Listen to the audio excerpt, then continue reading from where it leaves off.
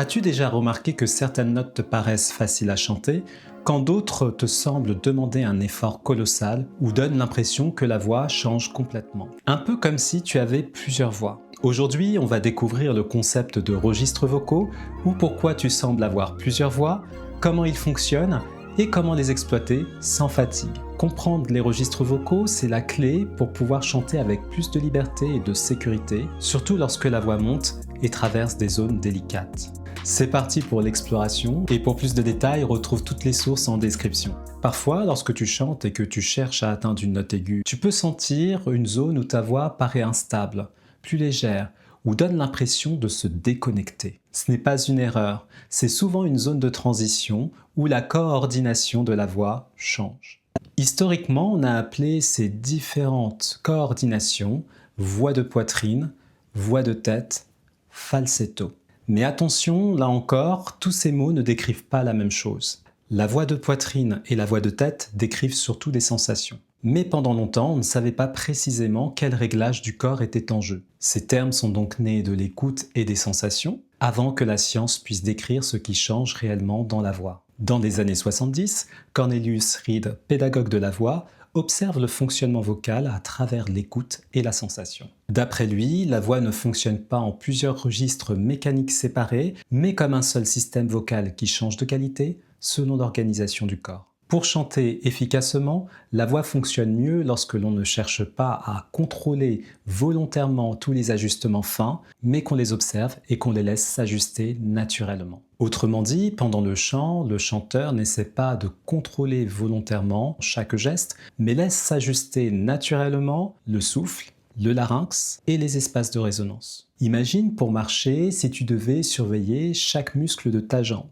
chaque articulation, chaque équilibre. Ce serait impossible et surtout tu marcherais beaucoup moins bien. Rapporté à l'approche de Reed, pour la voix, c'est la même chose. Tu choisis la note, l'intention musicale, le volume, mais les ajustements fins, comme le souffle, le larynx, les espaces de résonance, fonctionnent naturellement mieux lorsque tu ne cherches pas à les contrôler volontairement, mais quand tu les laisses s'organiser naturellement. Avant d'aller plus loin, on va faire exactement ce que proposait Cornelius Reed. Observer la voix en action sans chercher à la corriger. Ici, l'objectif n'est pas de bien faire ni de placer ta voix, mais simplement d'observer comment ta voix s'organise toute seule. On va chanter une petite suite de notes tranquillement en montant, puis en redescendant sur la voyelle O. Alors, ce n'est pas un exercice de justesse, mais d'observation. Observe juste une chose, où c'est facile pour toi et où ça te semble un peu plus délicat, sans rien changer, sans essayer d'ajuster quoi que ce soit. Je te montre la suite de notes que nous allons faire et te préviendrai lorsque ce sera ton tour. Oh,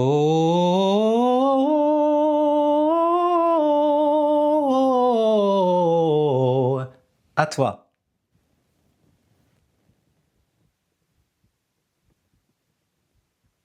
Oui, bravo! Alors, dis-moi en commentaire si tu es parvenu à atteindre ce premier challenge Cornelius Reed. Plus tard, des pédagogues comme Janis Joplin ont relié les sensations vocales évoquées précédemment, poitrine, tête et légèreté, aux recherches scientifiques basées sur le fonctionnement des cordes vocales. En s'appuyant sur les travaux de Minoru Hirano et Ingo Titze, elle explique comment les différentes couches des plis vocaux vibrent selon la hauteur et l'intensité sonore. Les cordes vocales sont des bourrelets ou des plis vocaux structurés de plusieurs couches aux propriétés différentes.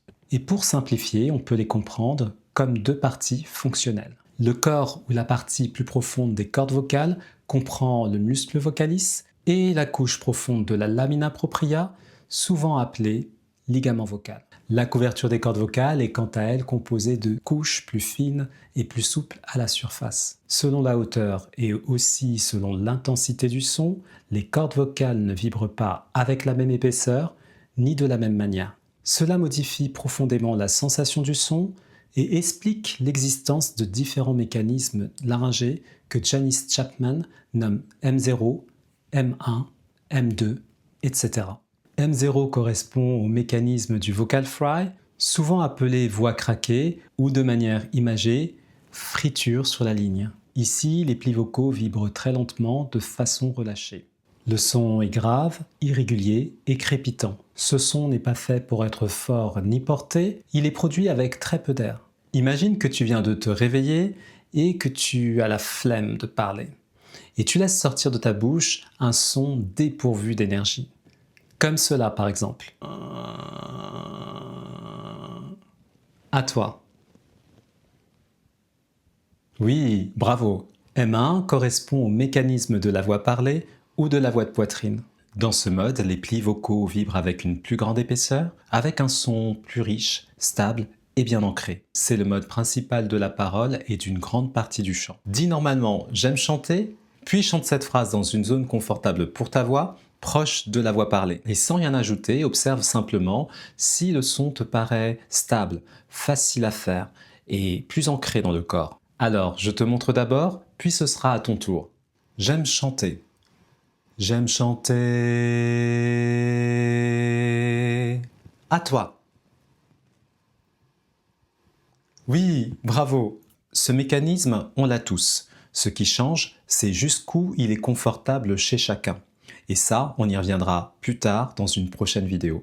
M2 correspond au mécanisme du falsetto et de la voix de tête. Quand tu montes dans les aigus au-delà de ta zone de confort habituelle, tu peux spontanément utiliser une qualité de voix plus légère, un peu comme une voix de personnage de dessin animé. Alors ici, c'est une image pour t'aider à mieux ressentir, ce n'est pas une description anatomique. À ce moment-là, les plis vocaux s'allongent et s'affinent, et la vibration se fait davantage sur les couches les plus fines de la structure des cordes vocales. Le son devient généralement plus léger, soufflé, voire plus éthéré. Il s'agit alors du falsetto. Avant de poursuivre, je te propose de ressentir le falsetto. Alors, fais un petit « ou » aigu, très doucement, comme si tu imitais un personnage de dessin animé, sans pousser.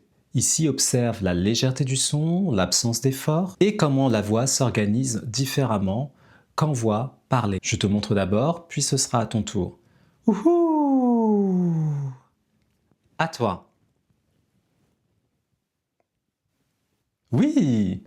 Bravo! Dans ce mode, le falsetto peut être soit soufflé ou au contraire très propre, sans air audible. Une voix ressentie comme voix de tête peut également se situer ici, avec une meilleure fermeture des plis vocaux et des ajustements de résonance. Comme tu l'auras compris, la sensation seule ne suffit donc pas à dire ce qui se passe mécaniquement dans ta voix. Tu n'as donc pas plusieurs voix, mais bel et bien un seul instrument qui s'organise différemment, que tu exploites ta voix dans les graves ou les aigus. Des chercheurs comme Johan Sandberg et Joey Wolf ajoutent une pièce essentielle. Ils montrent que la voix ne dépend pas simplement des cordes vocales, mais aussi de la forme du conduit vocal. Les cordes vocales produisent un son constitué de différents harmoniques. Le conduit vocal, à l'aide de diverses configurations permises notamment par la bouche, la langue ou encore le voile du palais, agit comme un filtre acoustique qui amplifie certaines fréquences plutôt que d'autres. Ce sont les formants. En pratique, les chanteurs travaillent surtout avec les deux principaux formants, F1 et F2, c'est-à-dire la manière dont ils organisent leur conduit vocal pour projeter leur voix, garder un timbre stable quand la hauteur change et éviter de forcer, notamment dans les aigus. Ici, le point clé à retenir, c'est qu'on ne change pas de voix.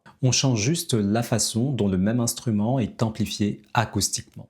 Alors, quel est le lien entre tous ces experts de la voix? Reed nous permet de mieux comprendre l'importance de ressentir et de ne pas forcer le processus vocal. Chapman nous aide à mieux comprendre le mécanisme des cordes vocales pour produire un son. Sandberg et Wolf nous permettent de mieux comprendre pourquoi certaines voix portent sans effort grâce aux résonances du conduit vocal. Comme tu l'auras compris, les registres vocaux ne sont pas des tiroirs, mais des coordinations différentes d'un même système vocal. Alors, comprendre les registres vocaux, ce n'est pas compliquer le chant. C'est juste arrêter de lutter contre ta propre voix. Et en comprenant mieux ces concepts, cela peut t'aider à chanter plus librement et plus efficacement. Et si cette vidéo t'a aidé, pense à la liker, cela m'encourage toujours à produire davantage de contenu. Et n'hésite pas à partager cette vidéo avec une personne qui aurait besoin d'éclairage sur les registres vocaux.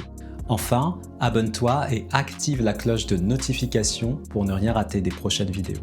Sur ce, je te souhaite une belle exploration de ta voix et de ses registres et te dis à bientôt.